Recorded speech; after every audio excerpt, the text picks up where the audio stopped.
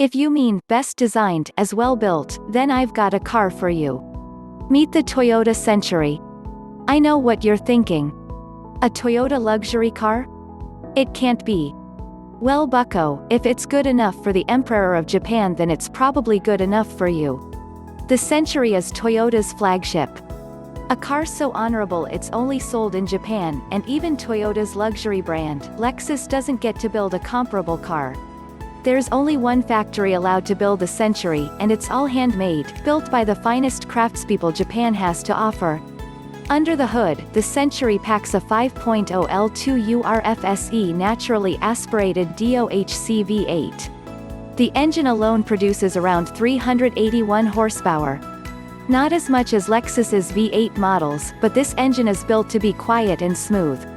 The Century also includes a single 221 horsepower electric motor.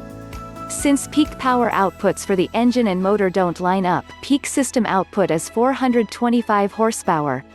Not as much as its European rivals, however, the Century is a much quieter, smoother vehicle because it doesn't use turbochargers, as it's designed to be a luxury car, not a sports sedan.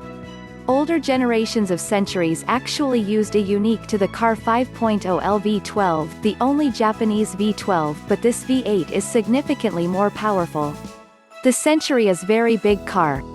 It's 210 long, 76 inches wide, and over 5,220 pounds. This is so the car can fit everyone, of any shape or size, comfortably. Here's a picture of the interior.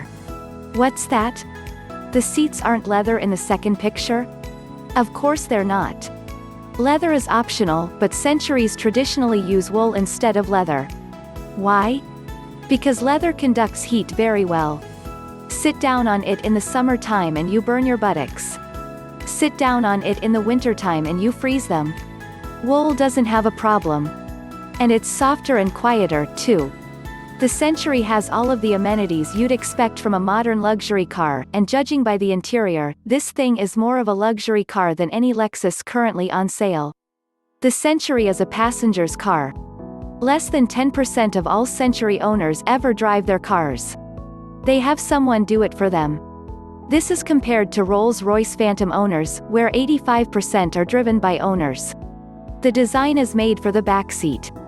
The car was designed so a man should be able to read a newspaper without interruption. Why? Because that's how the Emperor likes it.